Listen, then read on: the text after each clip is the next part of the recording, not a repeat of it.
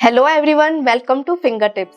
If you have just created a LinkedIn account or already have an account but haven't seen any growth in your network, then this video is for you. For your career and professional advancement, you need to know how to make a good LinkedIn profile. Also, if you are looking for a job, it is essential to have it because most of the recruiters and hiring partners also check your LinkedIn profile.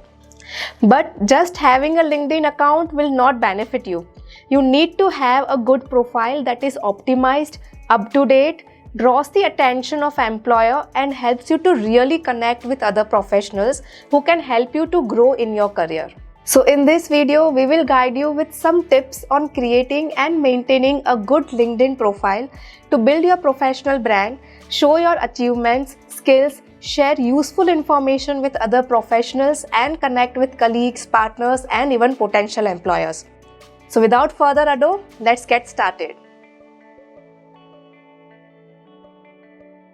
So, most of us struggle with maintaining a decent and good profile on LinkedIn. Do you know the reason behind that? Because most of you don't know what this platform is about and why do we need to be active on it. Don't worry, we are here to clear all your doubts. So, let's see what's in the video for you people.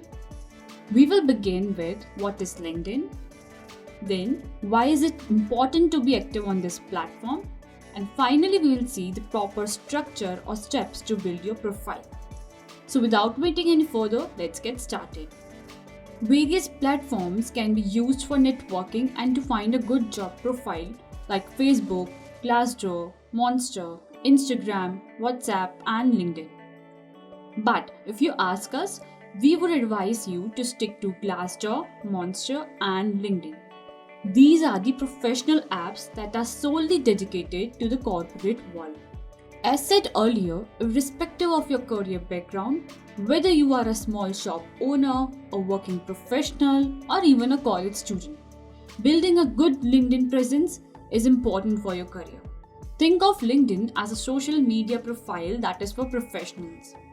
You share various updates regularly, but that should strictly stick to the professional life. You also have come across different types of connections like first, second and third connections. Let's understand what are these. First degree connection. These are people with whom you're directly connected, either by sending them the request or accepting theirs. The message you send them goes straight into their inbox. Next is second degree connection. These people are not connected with you directly but via your first degree connection, like you'll have mutual connections with them. Next is third degree connections. As you can guess, they are the connection of your second degree's connection. It's not always necessary that these profiles are relevant to your profile. See, building a large network and having large connections is not a big deal on LinkedIn. But creating relevant connection is important. It will be beneficial for you if you have relevant, good connections on your LinkedIn account. Now you know what LinkedIn is about. But let's answer your question on why LinkedIn is used. The number one benefit you can get out of your LinkedIn profile is that you can use it as your resume. All the necessary details are covered in your profile. You can even show your work through your post or links. Also, you get the option to save someone's profile as a PDF, and that is how your profile acts as a resume. Next is applying for job. We have to admit that LinkedIn has made the job search process much easier. You will always get job alerts depending on your interest, and apart from that, you can always go to the search bar and search over there for the jobs you are looking for. Next is connection. If you are working professional, you would want to connect with your colleagues and stay updated with their professional life. But if you are a fresher, you could use this platform to stay connected with your school, college friends and other batchmates. So as there are so many amazing benefits of a good LinkedIn profile, let's discuss how you can build your perfect profile. The very first step is to set a profile picture. There are certain do's and don'ts for uploading your profile picture.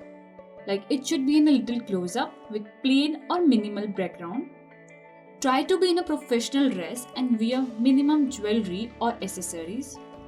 Of course, you have to avoid wearing hat caps and sunglasses. And remember, quality is the key. Uploading a low resolution picture is a big no on the LinkedIn.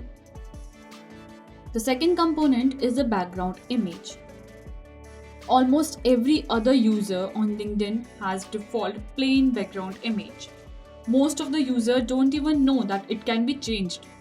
The background image that you set should show who you are and what you're interested in. It should display your professional personality. Now the third component is headline. A headline is the first thing that a recruiter will read about you once he or she visits your profile. The default headline of a LinkedIn profile is the job title of the candidate. You can change the heading according to you.